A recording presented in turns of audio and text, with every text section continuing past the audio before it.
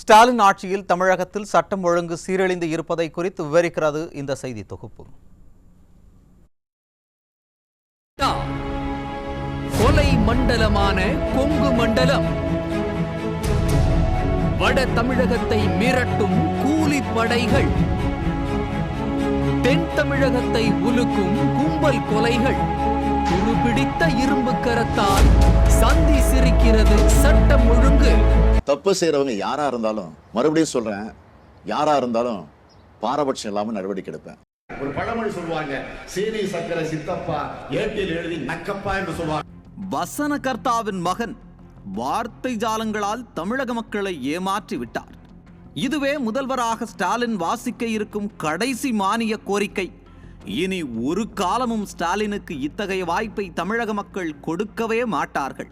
காரணம், தமிழகத்தில் இன்று கொலைகள் நடக்காத நாளே இல்லை, கற்பழிப்புகள் இல்லாத நாளே இல்லை, சட்டம் ஒழுங்கு சந்தி சிரிக்கிறது. நெல்லையில் என் உயிருக்கு பாதுகாப்பு இல்லை என புகாரளித்த காங்கிரஸ் மாவட்ட தலைவரை இந்த ஸ்டாலின் அரசால் காப்பாற்ற முடியவில்லை. சமூக செயற்பாட்டாளர்களான ஜகபர் அலி, ஜாகிர் உசேன் போன்றவர்கள் பாதுகாப்பு கேட்டும் இந்த அரசால் பாதுகாப்பு கொடுக்க முடியவில்லை. நெல்லையில் சின்னத்துறை என்ற பட்டியல் சமூக மாணவன் மீது 2 முறை கொலைவெறி தாக்குதல் நடந்துள்ளது. 8ஆம் வகுப்பு மாணவன் பள்ளியில் வைத்து கொலை முயற்சியில் ஈடுபட்டுள்ளான். அது குறித்து ஆட்சியாளர்களுக்கு வெட்கமில்லை. நீதிமன்ற வாயிலில் பட்ட பகலில் கொடூரமாக கொலை நடந்தது. இதுவெல்லாம் தென் தமிழகம் சீரழிந்து போனதற்கு சிறு உதாரணம். தென் தமிழகம் மட்டுமா, கொங்கு மண்டலம் கொலை மண்டலமாகி இருக்கிறதே.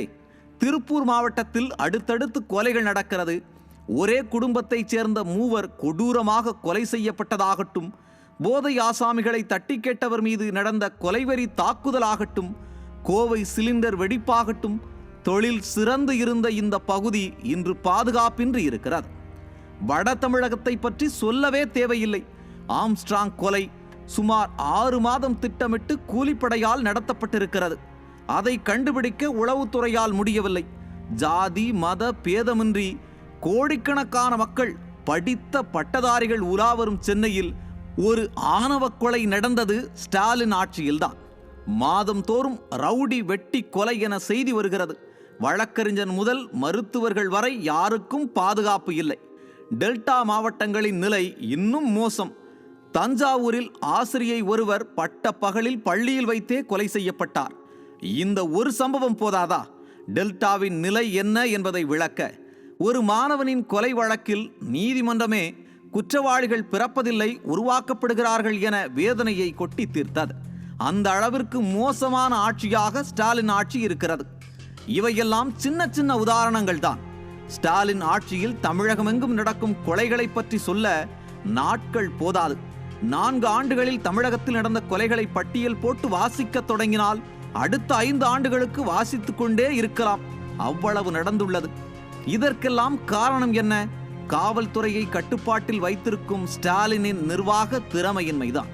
சட்டம் ஒழுங்கு என் நேரடி கட்டுப்பாட்டில் இருக்கும் என சொன்னவர் இப்போது அவரே யாருடைய கட்டுப்பாட்டில் இருக்கிறார் என தேடும் நிலையில் நம்மை வைத்துள்ளார்.